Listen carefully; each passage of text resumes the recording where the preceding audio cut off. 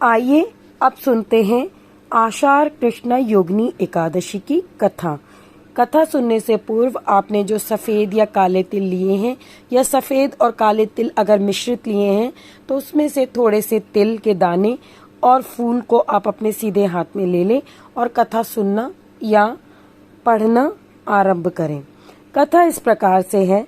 श्री कृष्ण जी बोले, हे युधिष्ठिर, आषाढ़ मास के कृष्ण पक्ष की एकादशी का नाम योगिनी है। इसके महात्म्य की एक पौराणिक कथा कहता हूँ, सुनो। अलकापुरी में शंकर जी के भक्त कुबेर जी रहते थे। पूजा के लिए हेममाली पुष्प लाया करता था।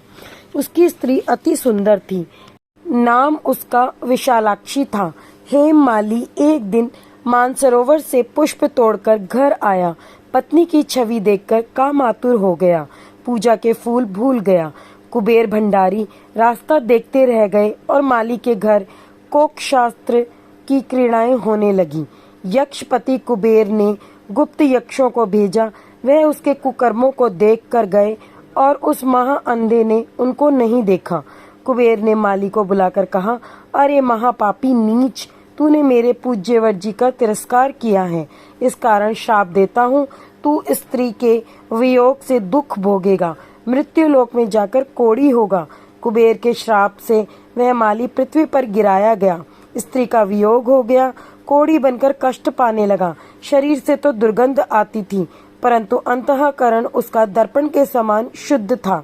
शंकर भगवान भक्ति के प्रभाव से उसे पिछले जन्म की स्मृति थी।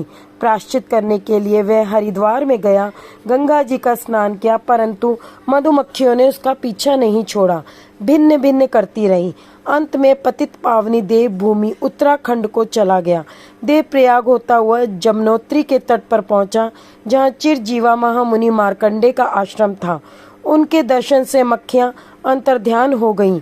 हेममाली उनके चरणों में गिर पड़ा, अपने अपराध की कथा सुनाकर मुक्ति का उपाय पूछा।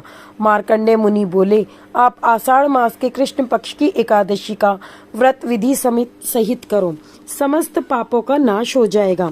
अतः हेममाली ने मुनि की शिक्षा से योगिनी एकादशी का व्रत किया। उसके प्रभाव से अपने दिव्य स्वरूप को प्राप्त किया। जो फल 88,000 ऋषियों को भोजन खिलाने से मिलता है, वह इस महात्म्य को सुनने से मिलता है। इस दिन मिश्री का सागार भी अवश्य लेना चाहिए। यहाँ पर आपकी योगिनी एकादशी कथा समाप्त होती है। नमस्कार।